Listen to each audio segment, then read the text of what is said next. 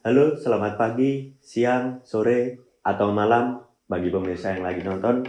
Sekarang ada di acara Podcast on the Couch. Ya, benar sekali di sofa ini.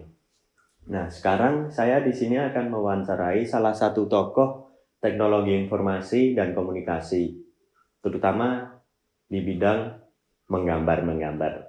Seperti apa kelanjutannya? Perkenalan dulu dengan Mas siapa?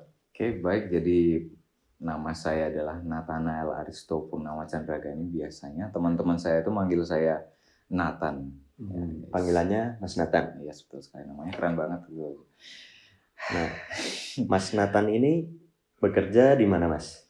Perusahaan apa gitu? Jadi saya sekarang lagi bekerja di perusahaan bernama Joins. Sebenarnya itu awalnya toko sepatu roda. Dan saya di sana sebagai desain grafis. Desain grafis. Betul sekali.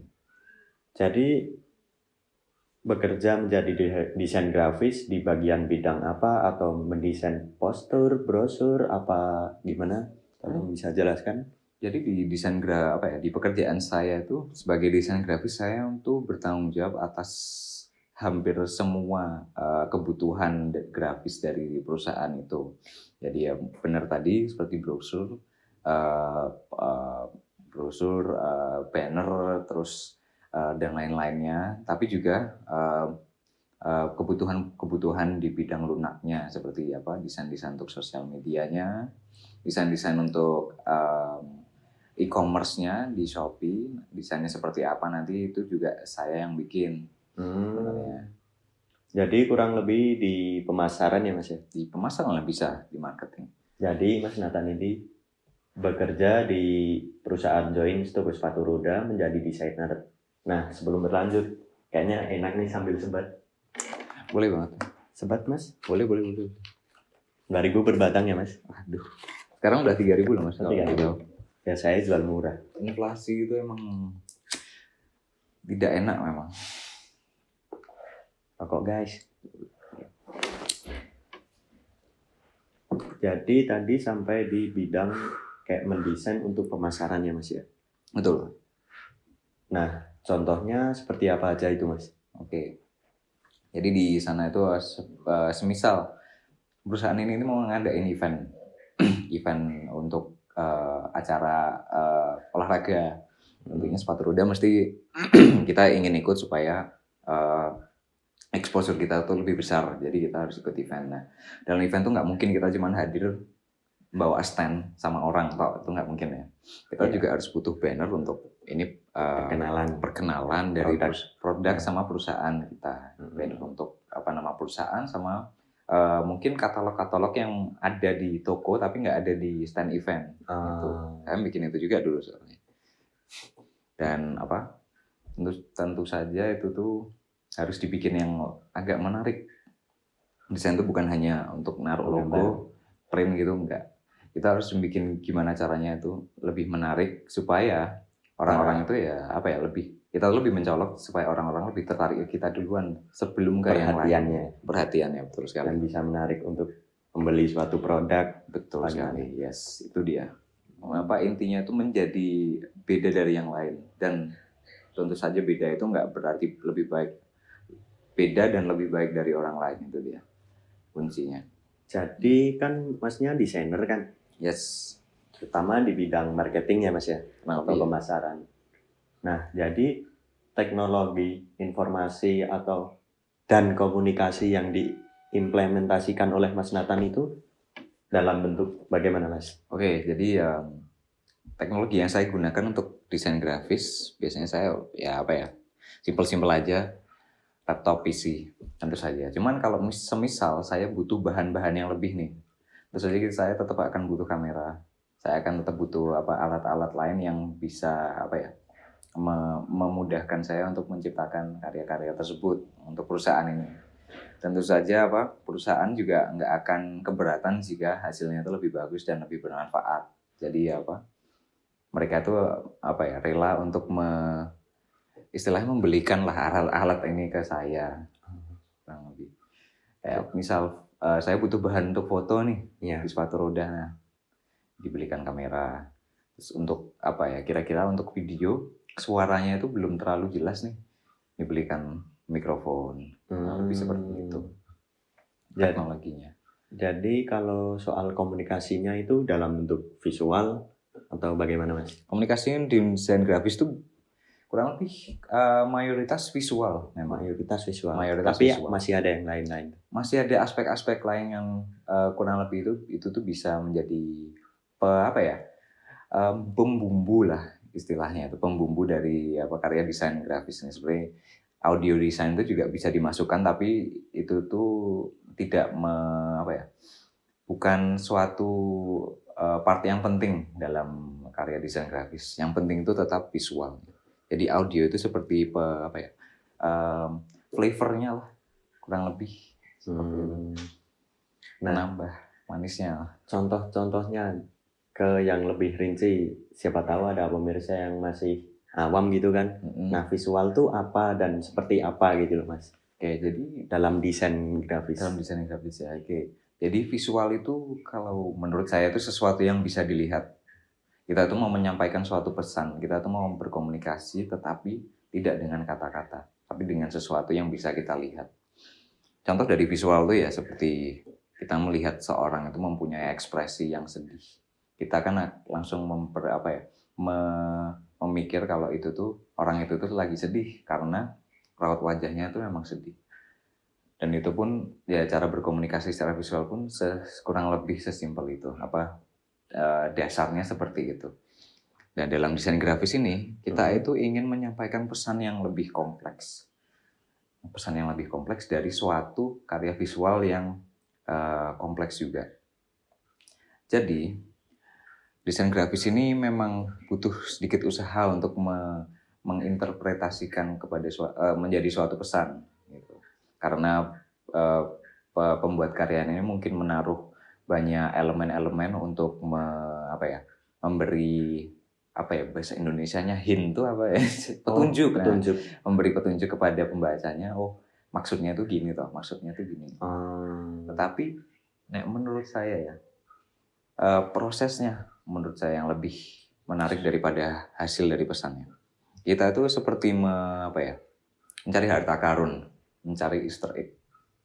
Dari kita melihat suatu karya desain itu, ada ini ternyata, gini loh, gitu. Menjelaskan itu, tapi menurut saya journey untuk mencapai pesan itu yang lebih menarik. Dan akhirnya kita pun merasa puas akhirnya setelah menemukan apa arti pesan itu. Yang bisa untuk menarik para audiens itu ya. Yes, betul sekali. Ini mungkin penjelasan saya dalam bentuk filosofinya dari desain visual tuh.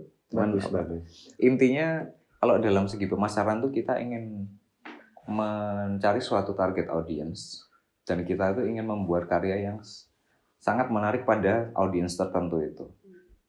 Seperti contohnya itu dalam perusahaan saya bekerja sekarang ini, kita itu lebih mentarget kepada anak-anak muda, remaja gitu ya Mas.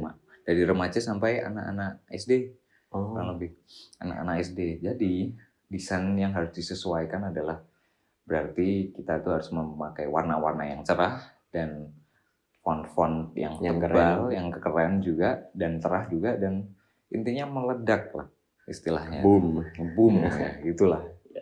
Betul. Nah, siapa tahu bagi pemirsa ada yang ingin belajar mendalami tentang desain gitu. Nah, teknologi Masnya itu buat mendesain suatu gambar itu visual itu menggunakan apa Mas, software atau software apa? Ya. Jadi software yang saya gunakan sekarang itu Adobe Photoshop. Oh iya, saya tahu. CS berapa Mas? Kalau boleh tahu? CC ya Mas. Oh, CC. Bukan CS dah kuno ya Mas. Sorry ya. Siapa tahu kan Masnya lahiran 96. 90 aja. Oke, jadi kebetulan tuh emang agak agak aneh aja kalau saya tuh membuat karya-karya ilustrasi itu memakai Adobe Photoshop. Biasanya kan Photoshop itu ngedit gambar yang udah ada untuk diedit modifikasi gambar itu supaya seperti kayak contoh foto di rumah tiba-tiba bisa diedit di pantai gitu kan. Biasanya Photoshop itu buat hal-hal seperti itu. Seperti itu ya, editing foto. Tapi biasanya mereka misalnya membuat gambar-gambar, karya gambar itu makanya Illustrator. Ya, Adobe Illustrator. Ya, enggak, kan bagi pemula-pemula yang belajar desain biasanya dimulai dari CorelDRAW, Mas. Dari CorelDRAW, betul. Nah, Masnya nggak pakai CorelDRAW ini? Saya nggak pakai CorelDRAW, saya masih bingung ya, masih noob lah istilahnya saya tuh pakai CorelDRAW. Padahal memang apa ya, pertama kali itu tuh software pertama kali yang pernah saya sentuh di apa? Padahal itu kan paling dasar kan buat belajar desain. Iya betul, paling dasarnya padahal. Cuman kebetulan saya tuh udah apa ya, sering banget memakai Photoshop sampai akhirnya saya mengetahui fungsinya. Saya sampai mengetahui fungsinya itu, dan akhirnya ya saya cuman mendalami Photoshop aja, dan akhirnya saya juga bisa membuat hal-hal yang apa ya, kurang lebih sama seperti yang mereka buat di Adobe Illustrator. Cuman saya makainya Photoshop karena ya saya cuman terbiasa itu aja sih dari awal masalahnya. Jadi lebih menguasai Photoshop ya, Mas ya? Lebih menguasai Photoshop daripada Illustrator atau yang lain, atau Corel. Oke. Jadi buat pesan-pesan pemirsa yang mau belajar desain dari seorang Mas desainer ini apa, Mas? Pesan-pesannya. Pesan-pesan mungkin saya agak sedikit cerita ya. Dulu tuh saya sebelum melakukan desain grafis tuh saya nggak ada sama sekali mempunyai impian menjadi desain grafis atau memikirkan desain grafis itu sebagai suatu apa ya, profesi lah. Saya tuh dulu tuh cita-citanya tuh mau jadi pembalap. Waduh. Jadi mas racing dulu. Mas drift. Tapi lama-lama itu ya seperti hal kehidupan. Seperti halnya kehidupan dan kedewasaan itu semuanya itu terkadang tidak sesuai keinginan, tidak selalu sesuai rencana lah. Akhirnya saya menemukan desain grafis ini secara nggak sengaja dan tiba-tiba sebenarnya. Saya dulu tuh pas lulus tahun 2019, lulus SMA itu saya bingung mau kemana itu. Saya tuh mencari suatu kesempatan dimana saya tuh suka saat itu tuh adalah nge-game. Sebenarnya tidak terlalu bermanfaat juga sih ya. Semua cowok kayaknya suka nge-game kan. Bahkan ada yang beberapa cewek gitu. Ya kan ada sampai ke cewek sekarang itu. Pertamanya tuh nge-game. Tapi akhirnya ya saya sadar tuh ini kayaknya kurang ngasilin misalnya saya terusin gitu. Akhirnya datanglah suatu kesempatan. Tiba-tiba om saya tuh mengasih kesempatan untuk kerja di di sekolah DJ-nya dia.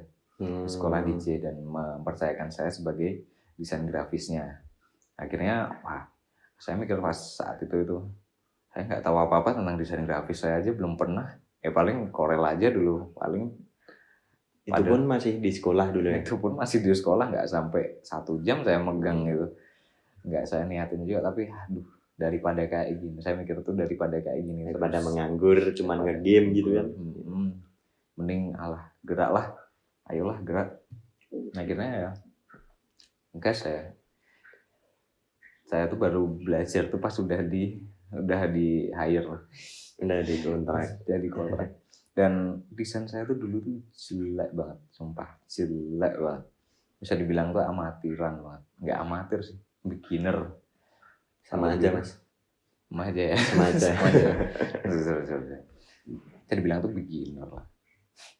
Dan memang dalam proses itu tentu saja ada masa-masa pesimis, ada masa-masa di mana saya tuh bisa enggak gitu ya mas? Bisa enggak, aku tuh ngapain sih, tapi saya mikir tuh tetap memang prosesnya itu seperti ini lah. Ini namanya proses, nggak mungkin semuanya itu langsung naik terus gitu, nggak mungkin semuanya itu langsung lebih baik, ini akan lebih baik, nggak bisa. Semuanya tuh mesti ada turun dan naiknya, naik dan turunnya, setelah naik turun, setelah turun naik gitu. Nah, pesan-pesan yang buat mau ingin belajar desain apa mas? Yang penting kalau Anda itu mau belajar desain atau mau belajar apapun lah, Yang penting tuh ada niatan sama semangat. Kalian tuh nggak boleh kalau misalnya sekali pakai itu tiba-tiba itu nggak apa ya, nggak nyentuh lagi, nggak belajar lagi selama 5 hari, nggak itu lagi apa, nggak megang lagi softwarenya, cuman sekali toh, oke, cukup, nggak bisa. Kalian tuh harus ada pacuan untuk bisa belajar berkembang. Itu pun berlaku nggak hanya desain tapi apapun, mau belajar gitar, mau belajar skill yang baru gitu, harus ada niatan tetepan. Kita nggak boleh malas-malasan gitu. Walaupun malas-malasan tuh harus dilawan sekuat mungkin.